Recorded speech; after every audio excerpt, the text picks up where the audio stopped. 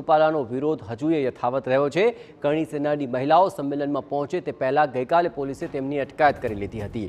ગોંડલનું સંમેલન રાજકારણ પ્રેરિત હતું। જયરાજભાઈએ કરેલું સમાધાન માન્ય નથી। પરસોત્તમ રૂપાલાની ટિકિટ રદ થવી જોઈએ। આ તમામ બાબતો તેમના અત્યારે સામે આવી રહી છે। જયરાજસિંહ ક્ષત્રિય હોય તો અમે પણ ક્ષત્રિય છીએ। નિવેદન બેટીનું આપ્યું હતું, બેટાનું નથી આપ્યું। જો રૂપાલાની ટિકિટ નહીં કાપે તો સૌરાષ્ટ્રની 8 બેઠકોમાં ભાજપને જે ટિપ્પણી કરવામાં આવી અને ત્યારબાદ વિવાદ સર્જાયો। ગોંડલમાં જે એક ક્ષત્રિય સમાજની બેઠક મળી તેમાં સમાધાનનો દાવો પણ કરવામાં આવ્યો, પરંતુ આ સમાધાન છે તે ક્ષત્રિય સમાજના જે અલગ અલગ સંસ્થાઓ છે તેને માન્ય નથી। મારી સાથે જે કરણી સેનાના મહિલા પાંખના જે અધ્યક્ષ ગીતાબા પરમાર છે, આપણે તેની સાથે વાત કરીશું। બેન, જે રીતે ગઈકાલે જે સંમેલન થયું, આ સંમેલનને કઈ રીતે જોઈ રહ્યા છો? શું ક્ષત્રિય સમાજ સાથે પરસોત્તમ રૂપાલાનું સમાધાન થઈ ગયું છે? બિલકુલ નહીં। આ સંમેલન હતું એ ટોટલી રાજકીય સંમેલન હતું, કોઈ સામાજિક સંમેલન નહોતું। સામાજિક સંમેલનનો રૂપ દેવામાં આવ્યું હતું ખાલી, બાકી હતું રાજકીય સંમેલન। જે અમારા દરબારના ભાઈઓ છે, ક્ષત્રિય ભાઈઓ છે, એ જે બીજેપીમાં હતા એ લોકો જ ગયા છે ત્યાં, સામાજિક આગેવાન કોઈ ગયા નથી। અને અમે આ સંમેલનને પણ નકારી કાઢીએ છીએ અને એના સમાધાનને પણ નકારી કાઢીએ છીએ। કોઈ સમાધાન નહીં, ટિકિટ કેન્સલ, બસ એક જ માંગ, ટિકિટ કેન્સલ, કોઈ સમાધાન નહીં। અને રૂપાલાને રાજકારણમાંથી બરતરફ, બાકી એની જગ્યાએ કોઈ બી પાટીદાર આવે, અમને કોઈ વાંધો નથી। અને જો આ વસ્તુ નહીં બને તો આપણા જે ક્ષત્રિય સમાજની જે 8 બેઠકો છે ગુજરાતમાં, બરાબર છે, ત્યાં આપણા ક્ષત્રિય સમાજની બહુમતી છે, તો એ 8 બેઠકો ઉપરથી તો બીજેપીને હરાવવામાં આવશે જ, એ તો નક્કી છે। આ તો રાજકોટની બેઠક ઉપરથી તો રૂપાલાની ટિકિટ કેન્સલ કરવામાં આવશે, પણ સાથે જો નહીં કરવામાં આવે ને તો બીજી 8 ટિકિટનો જે 8 લોકસભાની જે સીટ છે એનું નુકસાન ભોગવવા બીજેપી તૈયાર રહે। આપ તમામ જે મહિલાઓ છો તે ગઈકાલે ત્યાં ગણેશગઢ પહોંચવા જવા હતા, પરંતુ પોલીસ દ્વારા આપની અટકાયત કરવામાં આવી। શું કહેશો આને લઈને? જયરાજસિંહ એમ કીધું છે કે જો કોઈને વાંધો હોય આ સમાધાનથી તો મારો સંપર્ક કરે, આને લઈને શું કહેશો?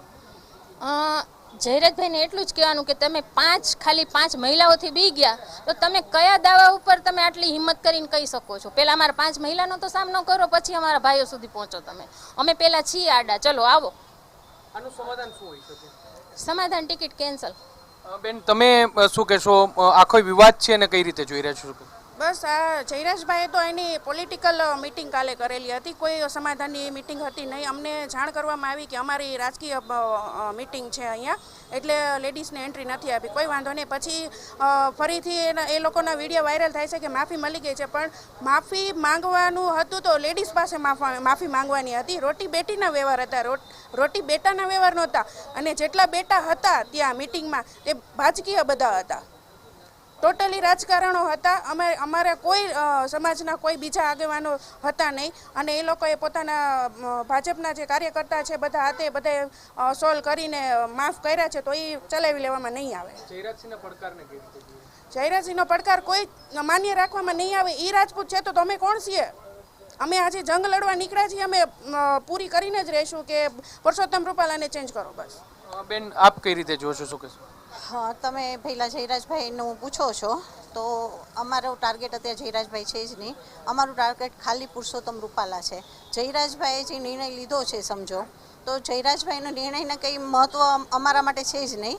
અને અત્યારે અમારી માંગ એટલી જ છે, પુરુષોત્તમ રૂપાલાને રાજકારણમાંથી કાઢો, નહીં તો બીજેપીને મોટું નુકસાન જશે।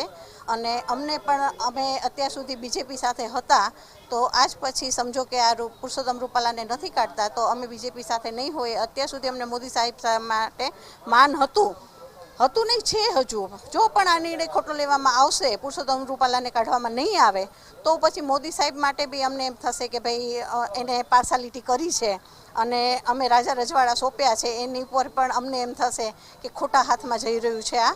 અને ખુરશીની માટે કોઈ પણ હદ સુધી બધા પડી શકે છે એ દેખાઈ આવે છે અત્યારે અમારા જ ભાઈઓ બધા ખુરશી માટે થઈને જો આવા ગંદા નિર્ણય, ગંદા લોકોના સાથ આપી શકતા હોય તો બીજી અમે એવા લોકોની પાસે અમે કંઈ આશા રાખતા બી નથી। અને અમારામાં તાકાત છે લડવાની, અને અમે પુરુષોત્તમને તો નહીં જ આવવા દઈએ, એ 100% છે। આપ શું કહેશો? બસ એક જ માંગ છે કે રૂપાલા સાહેબની ટિકિટ રદ કરાવો, બસ। અમારી બીજી કોઈ માંગ નથી। ચોક્કસપણે તો આ છે તમામ જે કરણી સેના મહિલા પાંખના જે તમામ મહિલાઓ છે તેઓ સ્પષ્ટપણે કહી રહ્યા છે કે ગઈકાલનું જે સંમેલન હતું તે રાજકારણ પ્રેરિત સંમેલન હતું. જો કે એક જ ક્ષત્રિય સમાજની માંગ છે કે પરસોત્તમ રૂપાલા છે તેની ટિકિટ છે તે રદ થવી જોઈએ, અને ગઈકાલનું જે સમાધાન હતું તે રાજકીય સમાધાન હતું, પરંતુ ક્ષત્રિય સમાજ છે તે પરસોત્તમ રૂપાલાને ક્યારેય માફ નહીં કરે. કેમેરા પર્સન ભાવેશ લશ્કરી સાથે મોહિત ભટ્ટ, TV9 રાજકોટ.